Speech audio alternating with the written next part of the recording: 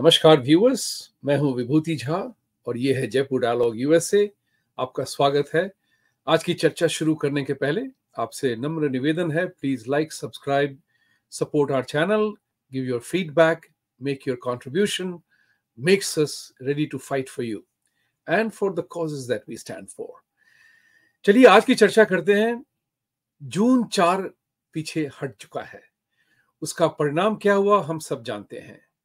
मेरे विचार में एक बहुत ही इंपॉर्टेंट सी चीज है जिसको कि हमें मानना चाहिए कि इंटरनेशनल टूल किट ऑपरेशन जो कब से चालू है भारत हिंदुओं सनातन के खिलाफ, वो सफल होकर के भी असफल रहा। मुझे इस बात की प्रसन्नता है।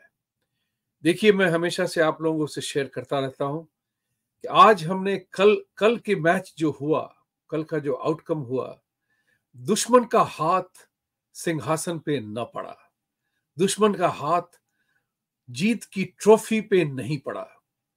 हालांकि उनका प्रयत्न बहुत ही जबरदस्त था। तो टूल किट ऑपरेशन जो था, जिसकी चर्चा हम लोगों ने यहां की थी 2020 में, और आज हम जो जानते हैं उस हिसाब से हमें ये पता है कि ये बहुत दिनों से हमारा नाश करने के लिए तत्पर, आतुर और बड़े ही स्कीमर रहे हैं। इसके बारे में बड़े जी जान से इसके पीछे लगे हैं। हम ही अपने कहते हैं ना कि हम अपने ही कॉन्सेप्ट्स में लेकर के अपने आप को वीक करते रहे, कमजोर करते रहे। हम लीन करते रहे उस बात पे, अपनी फिलॉसफी पे जा करके हम अपने आप को कमजोर बनाते गए। तो जो हमारी स्ट्रेंथ है, जब दुश्मन हमारी स्ट्रेंथ को अब्यूज करने लगे, तब वो मौका होता है जागने का मौका होता है। तो मैं ये चर्चा थोड़ी लंबी चलेगी, आज नहीं, क्रमशः जब हम चर्चाएं करेंगे। लेकिन आज मैं 2-3 चीजों पे इस बात की चर्चा करूंगा। एक तो है, हमने सब देख लिया, ओपन एआई से लेकर के इंटरनेशनल मीडिया और डोमेस्टिक जो हमारे घोर पापी देश हित करने वाले जो हैं, जो देश के नाम पे देश को सर्वनाश करना चाहते हैं, वो सब सामने आ गए हैं। तो मेरा एक फेवरेट सा फ्रेज है, जो हम काम करते हैं अपने मैनेजमेंट कंसल्टिंग में, वो कहते हैं कि हर एक लीडर को, हर एक व्यक्ति को, हर एक लीडर को एक समय में आकर के एक निर्णय लेना होता है, जिसको हम कहते हैं डिसीजन मेकिंग। हम सबों को डिसीजन लेना पड़ता है, आइसक्रीम खाने से लेकर के नौकरी ढूंढने तक, किस जॉब में जाएं, आज किस तरह का व्यवहार करें, देश का क्या हो, वोटिंग क्या हो, हर चीज में हम एक ऐसे वक्त पे आते हैं, हम ऐसे वक्त पे आते हैं जहां हमें निर्णय लेना पड़ता है। डिसीजन मेकिंग इज की। और डिसीजन मेकिंग जो होता है, बड़ा ही टफ सा काम है। सुनने में आसान लगता होगा, लेकिन वो बड़ा टफ काम होता है। Decision making is the toughest job for the C-suite, CEOs, chairman, country leaders. Decision क्या लें, क्या नहीं लें, उसका प्रभाव, असर किस पे कितना, ये सबों का मूल्यांकन करना पड़ता है, तभी डिसीजन होता है। इसलिए निर्णय की जो बात होती है, वो आज मेरे सामने है। तो मैं ये कहता हूं हमेशा कि आप हर वक्त में हर चीज जान करके डिसीजन नहीं ले सकते हैं, क्योंकि आपको हर चीज पता भी नहीं है। तो कहते हैं डिसीजन मेकिंग का जो समय आता है, उसको कहते हैं नोइंग व्हाट यू नो। जो हम जानते हैं, वो जानते हुए को हमें लेकर के डिसीजन लेना है। अगर हम इंतजार करेंगे कि हमको सारा ज्ञान हमको मिल जाए तभी हम डिसीजन लेंगे, तब आप शिथिल, निकम्मे और निर्वस्त्र हो जाएंगे, क्योंकि आप कभी कुछ कर नहीं पाएंगे। सोचिए इस बात को, मैंने थोड़े स्ट्रॉन्ग शब्द यूज किए हैं, निर्वस्त्र होने वाली बात, क्योंकि उसमें सारा दिखार हो जाता है। आपकी इनडिसीजन आपका सत्यानाश करती हैं। तो बस इस बात को मानते हुए चलिए कि आज हम जो जानते हैं कि इंटरनेशनल टूल किट ऑपरेशन, जो हम चर्चा कर चुके हैं कि the unholy alliance of megalomaniac billionaire George Soros type, वो अकेले ही नहीं है, उनके टाइप के और भी हैं। वो किस तरह से इस्लामिस्ट, लेफ्टिस्ट, मार्क्सिस्ट के साथ मिलकर के हमारे खिलाफ, हमें हमें मिटियामेट करना चाहते हैं। ये स्थापित हो गया है। अब ये सोचना है कि हमें करना क्या है उसके बारे में, उसकी भी चर्चा हम करेंगे, क्या करना है। तो आज हम जानते हैं कि ओपन एआईए का किस तरह से बहुत सारे लोगों ने आकर के हमारे देश में आकर के स्वाधीनता और फ्रीडम के नाम पे किस तरह से हम पे प्रहार किया था। मैं आपको व्यक्तिगत न्यूज और नहीं कहना चाहूंगा, वो सब आप जानते हैं। आप ओपन एआई, ध्रुव राठी, राहुल गांधी, अखिलेश यादव, झूठा वादा, झूठा प्रॉमिस, हम ये कर देंगे वो कर देंगे, ये सब करके आज आपको पता चल गया है कि राहुल गांधी उनकी पार्टी का नाम है कांग्रेस। मैं उनको कौन गुण कहता हूं, क्योंकि वो ठगबुद्धि से ही आपको हमेशा से मूर्ख बनाते रहे हैं। हम सबों को, आपको ही नहीं, हम सबों को। गरीबी हटाओ की चर्चा जवाहरलाल नेहरू से लेकर के इंदिरा गांधी, राजीव गांधी, नरसिम्हा राव, मनमोहन सिंह, राहुल गांधी, खटाखट गरीबी हटाने वाले थे। 1 लाख रुपए का पर नारी को, एक फैमिली के हेड को देते हुए। आज सब वो जब उनके दरवाजे पे आ गए हैं, कहाँ है वो? कहा जाता है कि अगर आपको कुछ देना न हो तो उसका वादा करना बड़ा आसान होता है। अगर मुझे आपको देना ही नहीं है तो मैं वादा करूंगा कि मैं दे रहा हूं आपको। न मेरे पास वो शक्ति है देने की, न मेरे पास वो प्रावधान है आपको देने की, तो मैं वादा कर देता हूं कि हम कर देंगे। देखिए, इस बात को अब हमें समझना पड़ेगा। इस बात को समझना पड़ेगा कि कौन हमारे हित में काम कर रहा है। लोग बहक जाते हैं, ये बात सच है। 80% लोग जो हैं वो बहक जाते हैं इन झूठे वादों से। तो आज हम एक और बात की चर्चा करेंगे। झूठे वादे मत करिए, झूठे वादों को समझिए, और आपको जो भी हो करना है व्यक्तिगत सामूहिक तौर पे देश के लिए। भारत, हिंदू धर्म बच गया।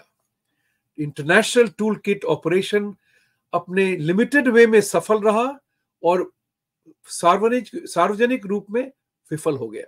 आज फिर एनडीए की सरकार बन रही है, उसका सारा रेजोल्यूशन पास हो गया, जो कि नीतीश कुमार जी ने और नायडू जी ने सबने साइन किया हुआ है उस पे कि हम प्रधानमंत्री मोदी को के नेतृत्व में आगे जनता की सेवा करेंगे। बहुत ही सुखद बात है कि बार्गेनिंग और टूल किट, जो लोग कह रहे थे कि नीतीश कुमार भाग के वापस इंडी आएंगे अपने प्राइम मिनिस्टर बनने की ख्वाहिश के लिए, तो मुझे इस बात की खुशी है कि बेवकूफ और देशद्रोही लोग, यशवंत सिन्हा टाइप लोग जो हैं, अब नंगे हो गए हैं। चलिए एक और बात करते हैं। अब जो है इलेक्शन खत्म होने के बाद एक नेचुरल टेंडेंसी होती है कि हम सब थक जाते हैं, क्योंकि बड़ा टेंशन सा होता है ना भाई, ये सब सारा काम जो होता है। तो उसमें क्या होता है कि हम बहुत सारा वक्त विचार विमर्श, विश्लेषण, विमोचन, विख्यान करते रहते हैं, सुनते रहते हैं, उसके बाद विचारते रहते हैं। अब वो भी समय कम आ गया है, क्योंकि 2029 पलक झपकते आ जाएगा। जिस तरह से 2019 से 2024 पलक झपकते आ गया, उसी तरह से 2029 बहुत जल्दी आने वाला है। तो उसकी भी तैयारी शुरू करनी पड़ेगी आज से ही, क्योंकि आज हम जानते हैं कि हमारे द्रोही, हमारे जो दुश्मन किस तरह से तैयार किया अपने आप को 5 साल में, कि यूपी में जो बंटाढार हुआ बीजेपी का, वो क्यों हुआ? बहुत सारी अफवाहें उड़ी। हम लोगों ने भी चर्चा की थी कि ये 35 सीटों पे योगी जी के, क्या कहते हैं, योगी जी के कैंडिडेट्स को नहीं माना केंद्रीय नेतृत्व ऑफ बीजेपी ने। उसके कारण जो थोड़ा लीडरशिप की क्राइसिस थी वगैरह थी। आज अंकित जी हमारे साथ इस शो में थे कल। अंकित जी ने आज बोला है, और 2-4 लोगों ने सोशल मीडिया पे ये कहा है कि ये अफवाहें जो है 35 लोगों वाली जो है वो गलत है। और इसलिए गलत है क्योंकि वो फूट डालने वाली बात है, क्योंकि आपके दुश्मन जो है ना, सब कुछ करेंगे, वही बात होती है। ये समझना पड़ेगा कि अब वो लग रहा है कि वो 35 वालों की कहानी ही झूठी थी। अब आपको जो है इस सोशल मीडिया के नाम पे समझना पड़ेगा, सच क्या है झूठ क्या है, आपको पूछना चाहिए। इसलिए मैं कह रहा हूं आपसे, सवाल पूछिए। अगर पूछेंगे नहीं तो हम जवाब नहीं दे पाएंगे, क्योंकि हमारे प्रोग्राम का भी वक्त होता है लिमिटेड। एक और बात कहना चाहूंगा मैं, देश को यह सवाल इंडी अलायंस से पूछना पड़ेगा कि उन लोगों ने किस तरह से विदेशी लोगों की मदद ली थी देश अनहित करने के लिए, देश के खिलाफ जो किया था उन लोगों ने। ये सवाल आपको पूछना पड़ेगा। ये सवाल आपको पूछना पड़ेगा जिन लोगों ने वोट दिया है, उन जिन लोगों ने भी वोट दिया है इंडी को, उनको ये सवाल पूछना पड़ेगा, कहां गया वो लाख और कहां गया वो वादा। ठीक है, आप अपना वोट नहीं बदल सकते आप, लेकिन आप अगली बार के लिए आप चौकस हो जाएंगे, आपको होना भी चाहिए। तीसरी बात जो मैं कहना चाहूंगा आज, कि हर चीज जो होता है उसका एक प्रभाव असर होता है, दोनों। प्रभाव कितना होता है, असर किस पे होता है, इस बात को भी समझना पड़ेगा कि किस तरह से मुस्लिम वोट्स जो थे, इस बात को, ये एंटी इस्लामिक नहीं है, हम लोग को कहना भी नहीं चाहिए इस बात को, लेकिन किस तरह से 90% मुस्लिम्स ने पूरा का वोट एक साथ होकर के एंटी बीजेपी वोट दिया। राइट? क्यों? क्या हम उनसे ये सवाल पूछ सकते हैं कि क्यों किया आपने वैसा? मोदी जी ने आपको घर दिए, बार दिए, सब कुछ दिया, लेकिन फिर भी आपने वोट उनको नहीं दिया। ये जो धार्मिक अवस्था थी या नफरत की, हिंदुओं के खिलाफ नफरत की अवस्था थी? पूछें इसको सवाल को। इसमें इस्लामोफोबिक होने की बात नहीं है। मैं तो चाहूंगा कि जितने एग्जिट पोल वाले हैं वो जाके ये सवाल पूछें कि आपका जो निर्णय था वोट देने का, वो आर्थिक व्यवस्था के ऊपर था या वो धार्मिक कारण से किया था आपने। इन सब सत्य बातों को पूछना पड़ेगा। डेमोक्रेसी में फ्रीडम बड़ी चीज होती है। जब लोग आपके फ्रीडम को अब्यूज करें, तब हमें बटन बेल्ट टाइट करना पड़ेगा। आज की आखिरी बात मैं इस बात पे कहूंगा, हमें भी अपने विचारों को फाइन ट्यून करना पड़ेगा। बहुत जरूरी है फाइन ट्यून करना। ध्रुव राठी वगैरह आएंगे, वो कहते नहीं कि मैंने तो कितनी बार कहा है, शिकारी आएगा, दाना डालेगा, भूल से उसमें फंसना मत। करेक्ट? वही हुआ है। जिस तरह से फ्रीडम ऑफ स्पीच के नाम पे सारे हिंदू विरोधी लोग, सारे इंडिया विरोधी लोग आकर के अपना फ्रीडम ऑफ स्पीच की धूम मचाए हुए थे यहां पे, झूठ बोल करके, क्योंकि उनको ये पता है कि इन डेमोक्रेटिक सेटअप में आरोप लगा दो आप, हम तो बाद में प्रूव करेंगे, उसको होते होते समय लगेगा उसका, लेकिन जो मुझे डैमेज करना है वो मैंने कर दिया। तो बस याद रखिएगा, इस बात को भूलिएगा। मैं बार बार इस बात की चर्चा करता हूं कि डेमोक्रेसी की वीकनेस है फ्रीडम, डेमोक्रेसी की सबसे बड़ी स्ट्रेंथ है फ्रीडम। तो जब मोहम्मद कसब ने AK-47 लेके बंबई में लोगों को भून दिया, वीडियो पे पूरा लिखा हो, देखा है सबों ने। राइट? उसके बाद भी अगर उसको प्रूव करना पड़ता है कोर्ट में कि वो गिल्टी है, और वो 3 साल तक जेल में बैठ के हवा खा रहा था या biryani, I don't care and I don't know, लेकिन जो कहते हैं वो 3 साल तक भारत की का गेस्ट बन के बैठा रहा जेल में, उसको जो है जनरल पब्लिक की तरह उसको जो भी था उसको रखा गया। यही है डेमोक्रेसी की वीकनेस, जिसको हमारे आपके हेटर्स जो हैं पूरी तरह से उसका दुरुपयोग करते हैं। सोचिएगा।